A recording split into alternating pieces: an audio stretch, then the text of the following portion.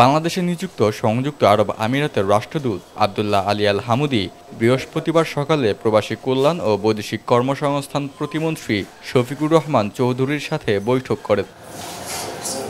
বৈঠকে রাষ্ট্রদূতের সঙ্গে অংশ নেন দুবাই ট্যাক্সি কর্পোরেশনের কর্মকর্তারা।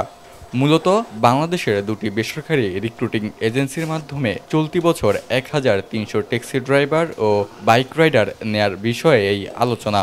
এ সময় রিক্রুটিং এজেন্সির প্রতিনিধিরাও উপস্থিত ছিলেন। বৈঠক শেষে সাংবাদিকদের সাথে আলাপকালে প্রতিমন্ত্রী শফিকুর রহমান চৌধুরী জানান, সম্প্রতি তিনি সংযুক্ত আরব আমিরাত সফর করেছেন। সফরের ফলস্বরূপ দুবাই ট্যাক্সি কর্পোরেশন বাংলাদেশ থেকে আগের চেয়ে বেশি কর্মী নিতে আগ্রহ জানিয়েছে। বাংলাদেশ থেকে তারা এখন ট্যাক্সি ড্রাইভার নেবে, মোটরসাইকেলিস্ট নেবে এবং বৎসরে অন্তত কমপক্ষে ২০০০ একটা অর্গানাইজেশন এইভাবে অন্যান্য সংগঠনে নিতেছে এবং কন্টিনিউ থাকবে।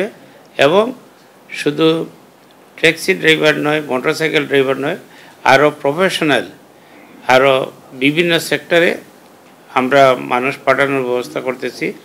এ সময় রাষ্ট্রদূত জানান, তার সরকারের নিয়ম অনুযায়ী বাংলাদেশি কর্মীরা বেতন ও অন্যান্য সুযোগ সুবিধা পাবেন। পর্যায়ক্রমে কর্মী নেওয়ার সংখ্যা বাড়বে বলেও আশা করেন তিনি। For this year, because we are in the middle of 2024, Dubai taxi driver, they will take 1,300 all in total.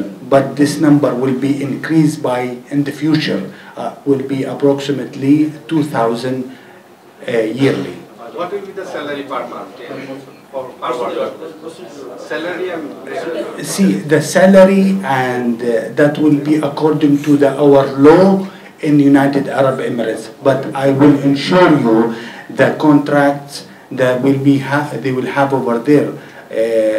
It's very good for both parties, because at the end of the day we are following the international human labor law and regulation. Dubai taxi company, they recruit around 2,100 only last year from Bangladesh.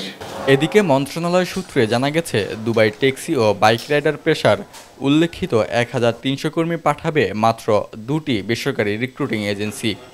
এরই মধ্যে agency দুটির নামে বিদেশে কর্মী পাঠানোর নিয়োগ অনুমতি issue করেছে প্রবাসী কল্যাণ ও বৈদেশিক কর্মসংস্থান মন্ত্রণালয়।